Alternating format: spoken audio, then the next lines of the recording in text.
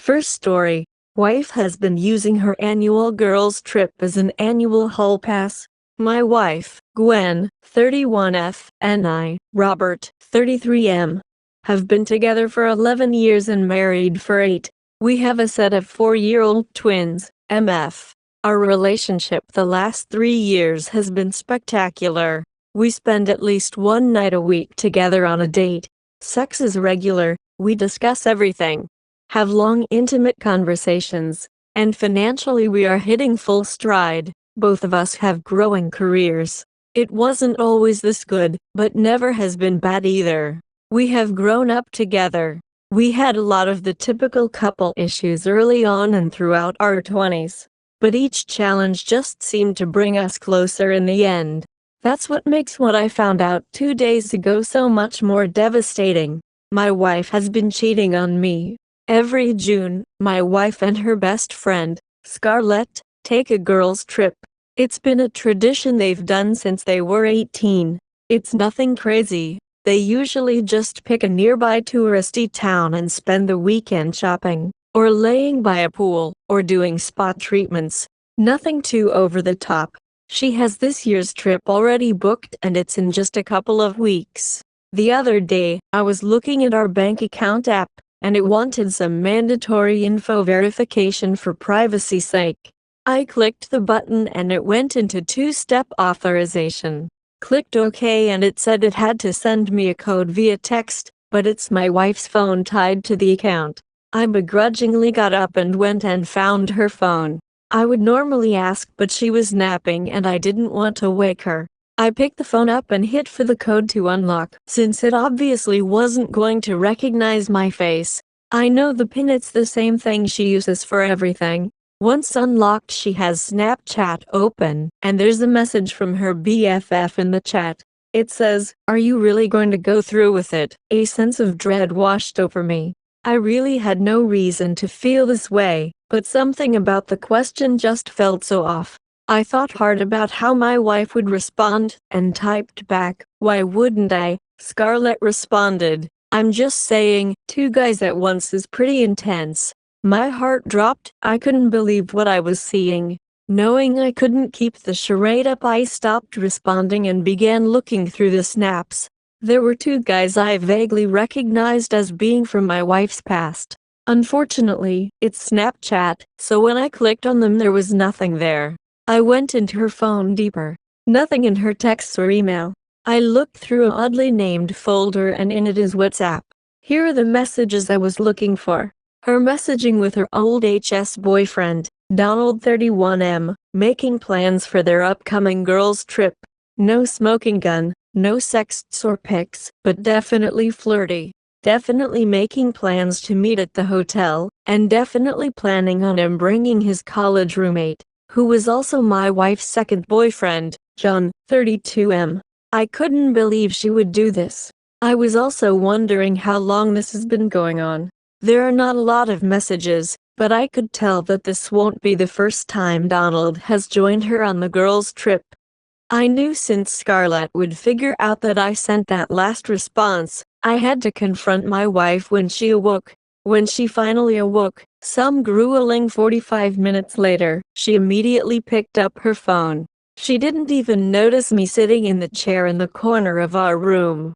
After looking at her snaps and sending a few back to Scarlett, she finally put 2 and 2 together and realized I had been on her phone. She looked over and finally noticed my presence. Her first words, said in a very aggravated tone, were, "Did you go through my phone?" Before I could even get a word out, she starts laying into me about invasion of privacy. I became immediately engaged. How dare she blame me for anything? I tell her I know she is cheating, that she's talking to Donald and John, and that her and Scarlett's trip is just a cover. At first she tries to deny everything, tries to gaslight me, telling me I'm reading too much into the messages, that she is just catching up with old friends and knew I would act like this. That's why she didn't tell me they were going to get lunch. It was all bullshit. I got so mad this whole thing devolved into just screaming and yelling. I told her I wanted a divorce, and she said, "Really?" You're going to throw away over 10 years over a couple of nothing texts. Implying I was the one throwing things away made me see the darkest red. And I said what I knew would get under skin the far more than anything else. I'm not the one throwing it away, you stupid cunt. Now I knew this would drive her crazy. She hates that word. She even gets upset when TV characters say it. I've never seen her that mad, but it worked. She totally flipped and screamed at me that she does this for us. I was mind blown by that statement, but she wasn't done. I'm paraphrasing from memory, but basically she just randomly started spouting off everything. Why do you think our relationship gets better every fucking year? I deserve this.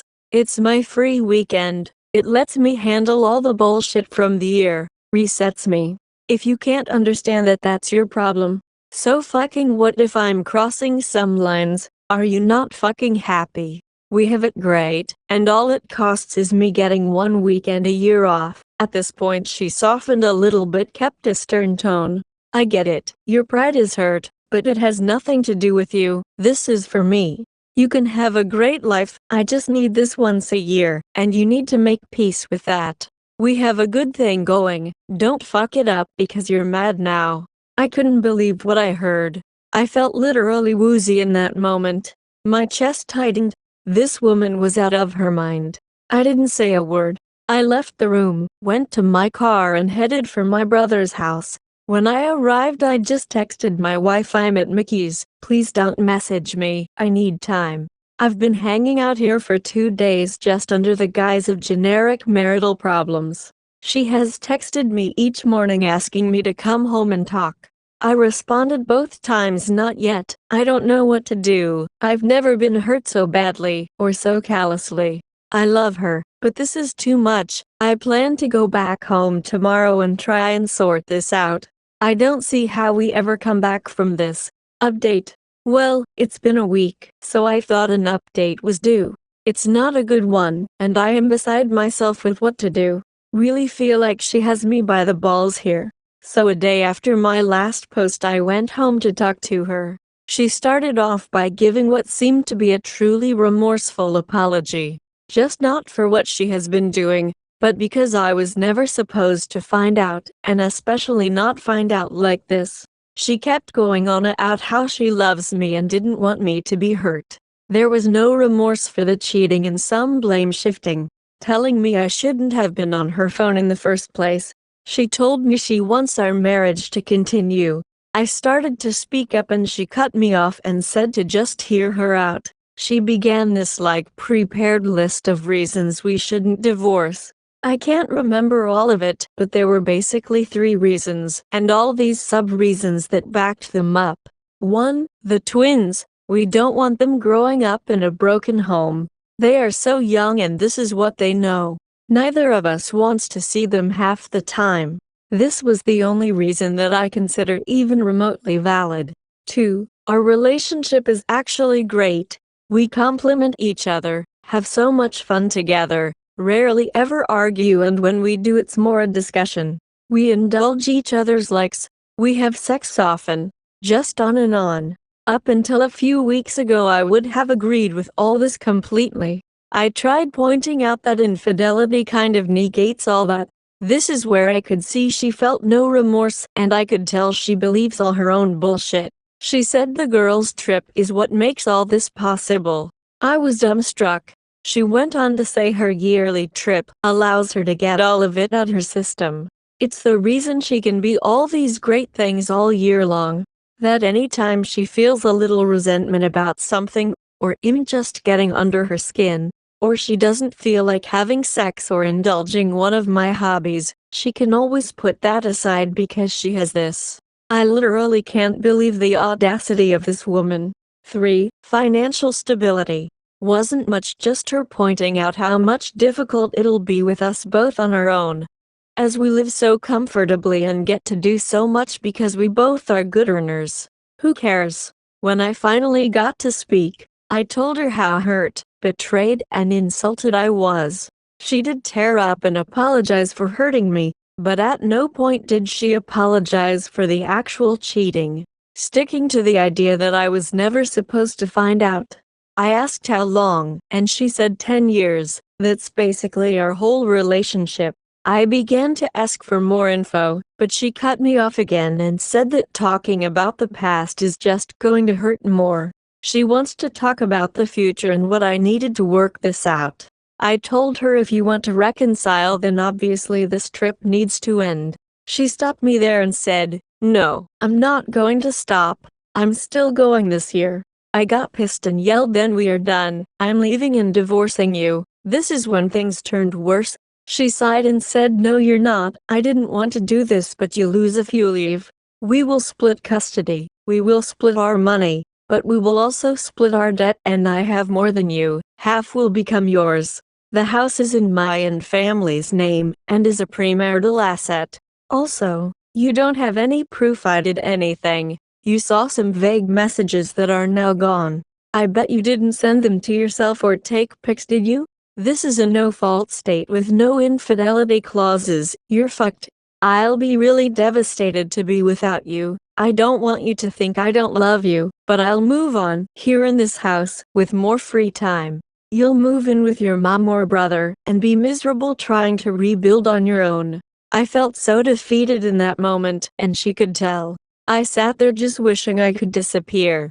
Gwen, seeing the collapse, moved in to comfort me, and I just let it happen and didn't respond at all. She started talking again, saying, "Let's just go back to the way things were. You can keep your life. I hate seeing you like this and will do everything to make you happy. You can tell yourself whatever you want for the 2 days a year I'm gone. I understand you need some time, so take it, but don't toss us away because of pride. This has been the most painful week. I don't want all this pain. I want the life I had, and I guess it's on the table. But you can't just erase it." The mind movies are brutal, and the realization that she feels no guilt, that she actually sees her cheating as a good thing, has my questioning everything. I feel like can't even trust myself or my judgment because I'm the idiot who fell in love with this person. I'm still here at the house. She is love bombing me like never before, trying to initiate, making me meals, buying me stuff, complimenting. It's insane. I don't know what to do. Is it really possible to put this behind us, to just deal with it? I don't even know. No matter what happens, I lose, she wins. Update. Well, she left this morning for her girls' trip.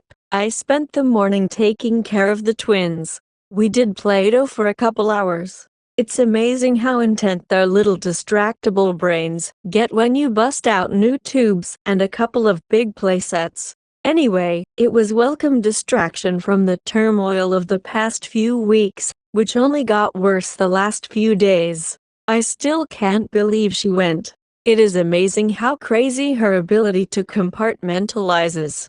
I mean, every day she is just the best mom. She also has been trying so hard to make me happy. Even when I'm a dick to her, she just says, "I know that's the anger talking, it's valid, but I won't take it. I'm going to give you time to cool off." Like WTF. She has come on to me every day since D-Day, and I'm disgusted with myself because I've given in twice. Each time I feel literally sick. Meanwhile, she acts like it was the best time ever. I am embarrassed to report I have been doing the picking me dance, trying to get her to not go. In the end, it didn't matter. She still went to Hannibal fucking Missouri, of all places, for a goddamn craft fair and to get railed by her 2 ex-boyfriends. Surprisingly, I have felt pretty numb today. Like I'm finally ready to accept this is who she is. I should have accepted it last week when I finally got the details out of her about the years of girls' trips that came before. That was painstaking to do in its own right. Not because I had to drag the info out of her. No, she seemed excited to share her exploits. But because she was so determined to not give me the opportunity to have hard evidence. This woman had me put my phone in the car, then have this conversation in the shower. Like, who even thinks of that? She started off by asking if I remember when her and Scarlett went to Santa Claus, and I said yeah, we had only been dating like 2 months. She said, right. Nothing happened that time, or 5 years ago when I was 6 months pregnant with the twins. But every other time I have been with at least one other guy. At least, I inquired. She said, yes, at least. The first few years I didn't have a plan other than picking up a guy and bringing him back to the hotel. If he was a lame duck, I'd pick up someone else the next day. If he was good, I would keep him for the weekend. For some reason, this was actually worse than it being a full-blown affair. The idea that she was just picking up random dudes made my skin crawl. When I asked if she used protection, she said, sometimes. Well, disgusted, I pressed on and asked why she started cheating in the first place. She said, you remember we were having some serious issues just after our first year together. I had the trip coming up and was venting to Scarlett about it. She was having some problems with Sam, her then BF, now husband, and said we should cheat on you guys. At first I was appalled, but then she told me about how her mom has cheated on her dad forever.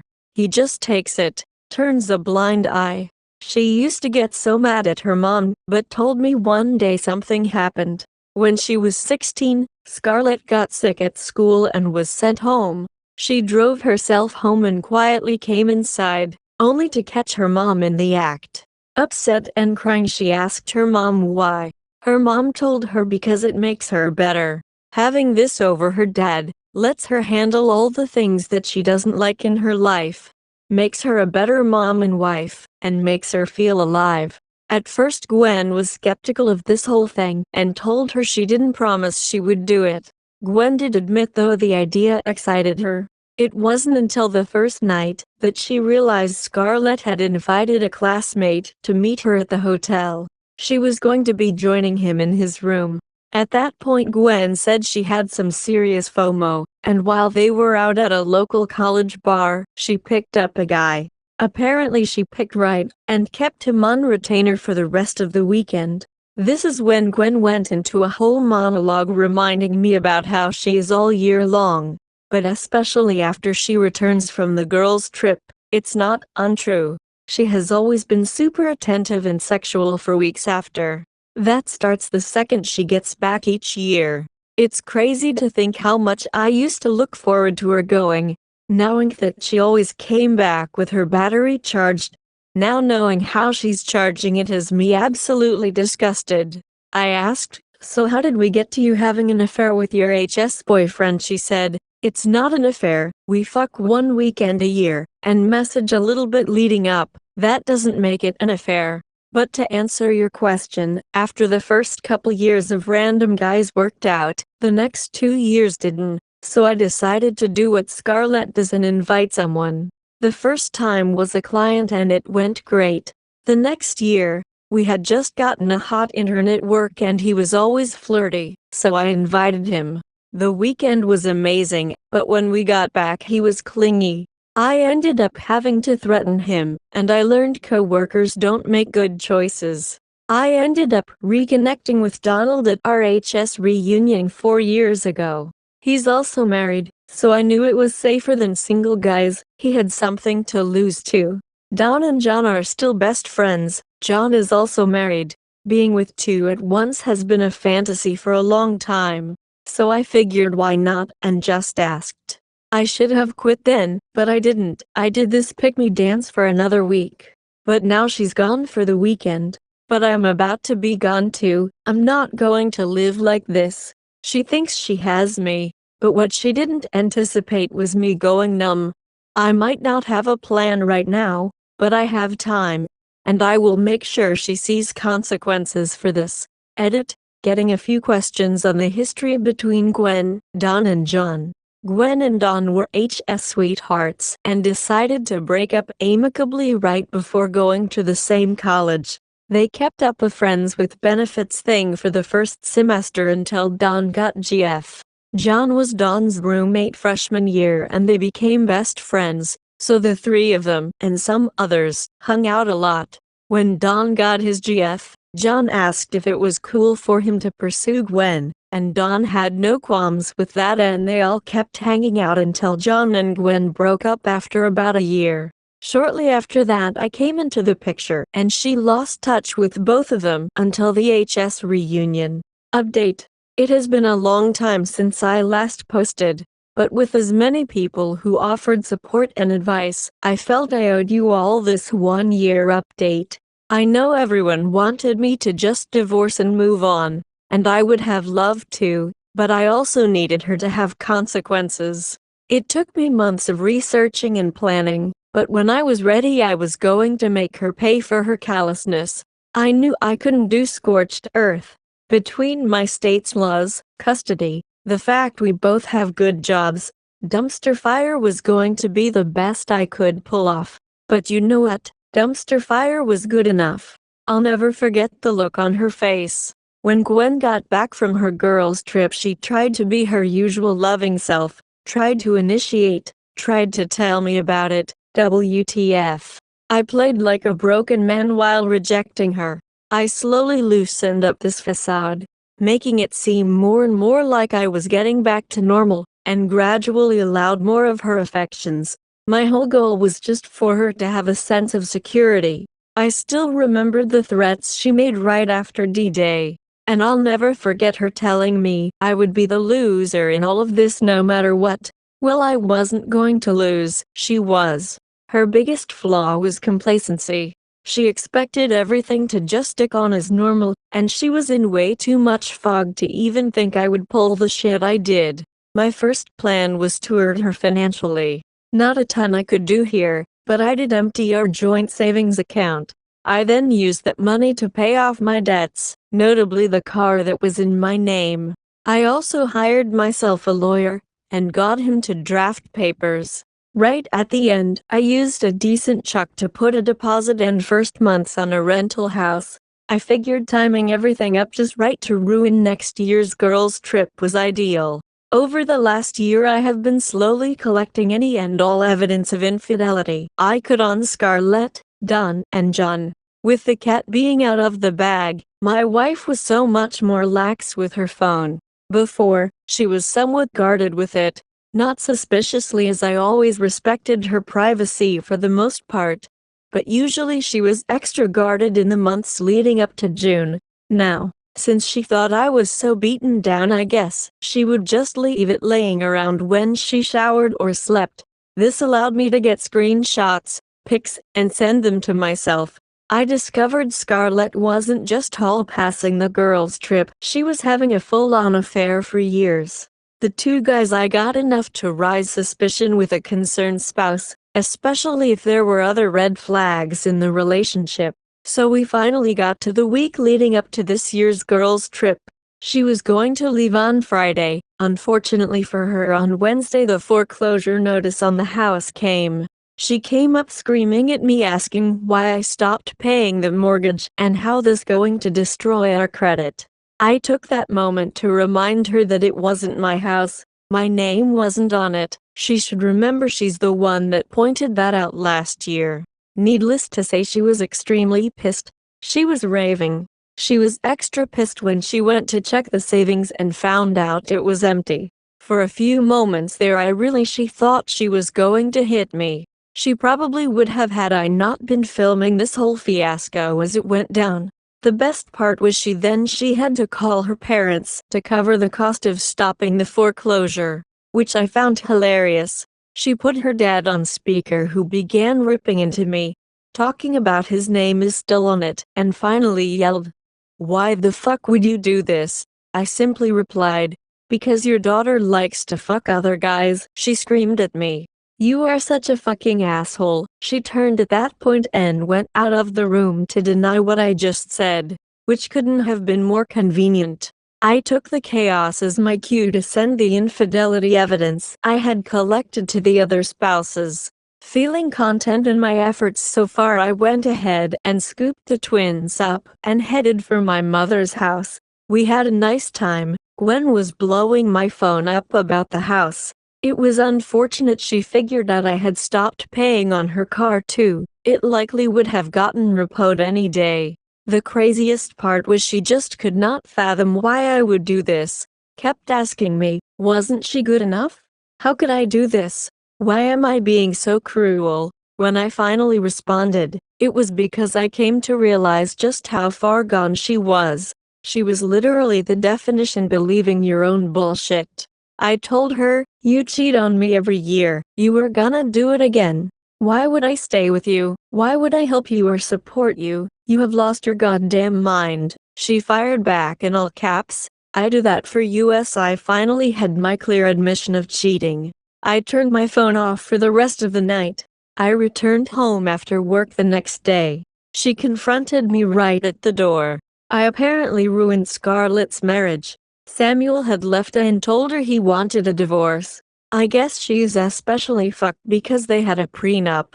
Don't really know the details on that. Gwen had also gotten an angry and threatening call from Don's wife, so I guess everyone got my emails. Well, not totally sure. No word from John yet. She clearly wanted to fight with me when I got there, but I wasn't having it.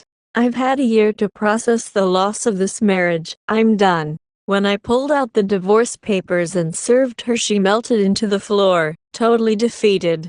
I had no comfort to give. I just gathered my go bag and returned to my mother's. That was a week ago. She has been begging me to come back, to work this out. She is finally promising to stop the girls' trip, but it's definitely too little too late. I got her together enough to work out a custody situation for the twins. That's really all that matters. As long as we can raise two decent humans, I'll be happy to co-parent. As for me, I feel like a new man. I got into the house while she was gone and got more things for my new house. I bought the twins new rooms with some money I had been setting aside to do so. The divorce will take time. I'm worried she will contest it, but I'll cross that bridge when it comes. For now, I'm just going to try and enjoy each day, and maybe plan a boys' trip. Update.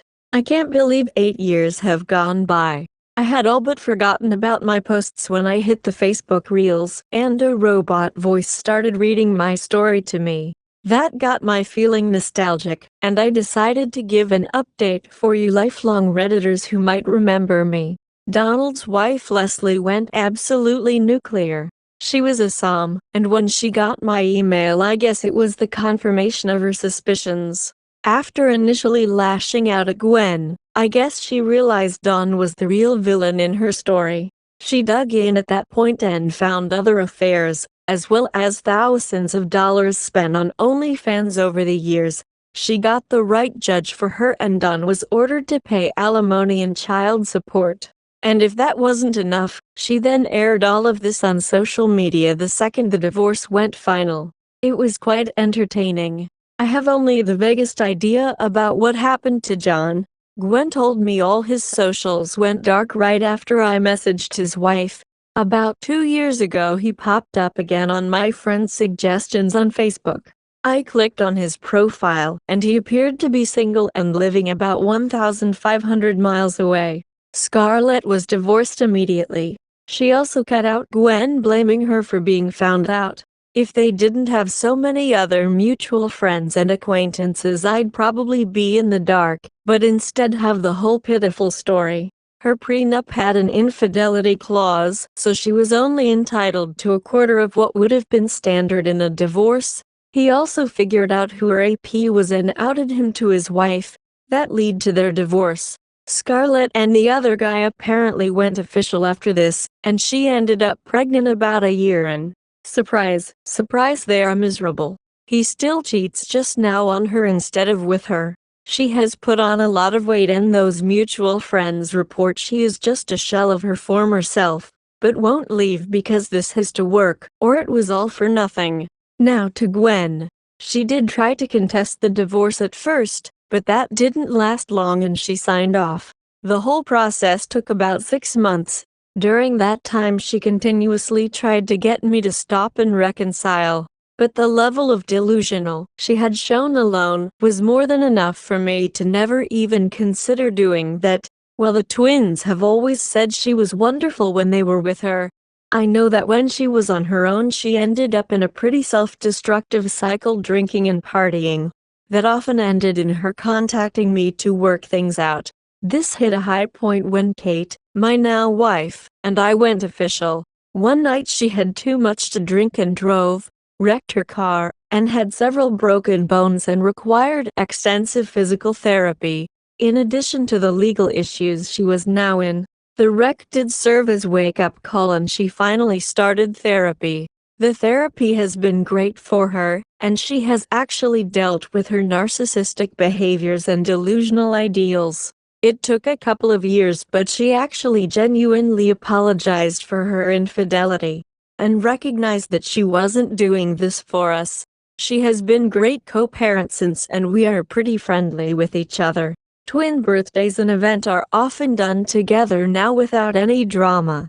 Gwen met a guy like 3 years ago and they are in a poly relationship, which was the least shocking revelation I have ever had.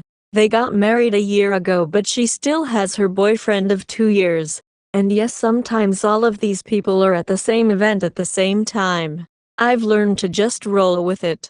Her asshole dad, Gary, however, hasn't, and has essentially cut Gwen and twins out of his life. My former mill wasn't having it and divorced the old bastard. He is now an angry, bitter, lonely old drunk.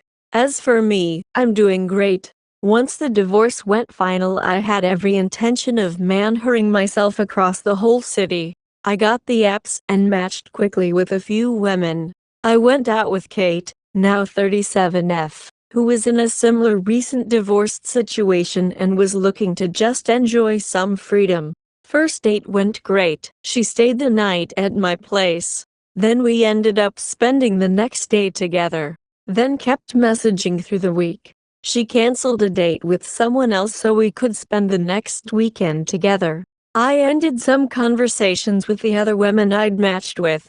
Then we both dropped the apps. Next thing we knew, we have been in a relationship for almost 8 years, married for 6 of those with a 3-year-old daughter. So while our plans of playing the field didn't pan out, things still turned out pretty well. Don't know that I'll ever update again. Thanks once more to all those who read my story, offered advice and well wishes. Who would have ever thought that simply checking a bank account could cause at least 6 divorces, a poly relationship, and me being a 42-year-old toddler dad? But I guess that's life for you.